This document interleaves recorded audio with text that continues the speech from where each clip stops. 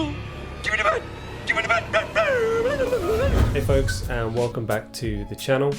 Today I want to talk through a short paint animation I made using a segment from the Simpsons Treehouse of Horror 5. A few people messaged me about this piece earlier in the year, and I kind of wanted to just talk through and break down the process in a little bit more detail today. Plus it just gives me an opportunity to talk about the Simpsons. So yeah, let's do this. So this is the 6th episode of the 6th season of The Simpsons. Like most of the Halloween episodes, it's broken into 3 short stories. One of them is a parody of The Shining. You've got the shinin. You mean shining? Shh. You want to get sued? I've decided to animate a Halloween episode for this, mainly just because I was always drawn to these episodes growing up, and I remember they used to get criticised a lot back in the day for the amount of violence. The showrunner of this episode, David Merkin, was so frustrated with the amount of complaints coming in that he actually actively attempted to put as much blood and guts into this episode as possible, stating that Halloween shows can be scary as well as fun. Or did you ever stop to think that maybe it was doing this that caused the previous caretakers to go insane and murder their families?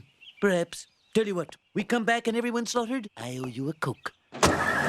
For this piece, I wanted to see if I could subtly push the animation even further. Similar to the Spider-Man one I did last year, except just focusing on the face instead of the entire scene like I did before.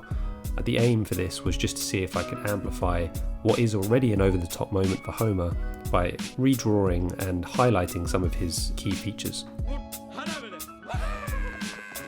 So to start with, I've edited out a short segment of Homer going crazy while walking up the stairs. Wendy, give me the bat.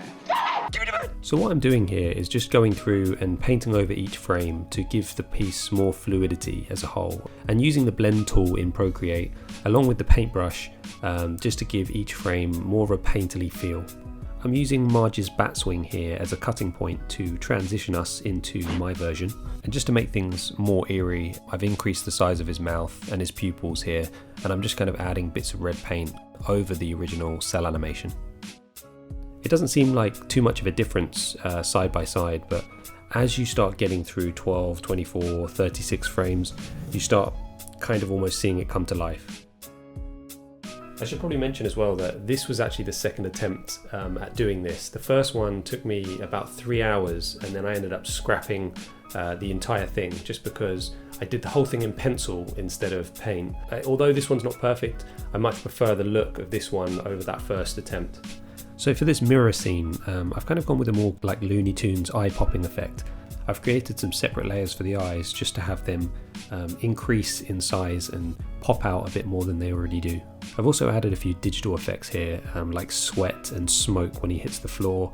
I kind of like the contrast of digital effects and then also this painted animation. When he hits the floor, it kind of almost evaporates out of him. So yeah, I think that's about it really. It's a fairly simple piece. I think in total it took about 20 hours of work, split across a number of days, which was fairly painless. I'll kill you. I'll kill all of you. Sorry. Don't worry. There's plenty I can do to keep myself occupied. Maybe I'll check out that axe collection. But let me know what you think. Are there any scenes that you want to see reanimated or rotoscoped? I'd love to get your thoughts. So hit me up with questions or comments, subscribe, and I'll see you in the next one. Give me the bat, Marge! Give me the bat! Give me the bat. Come on. Give me the bat. Give me the bat. Scaredy cat!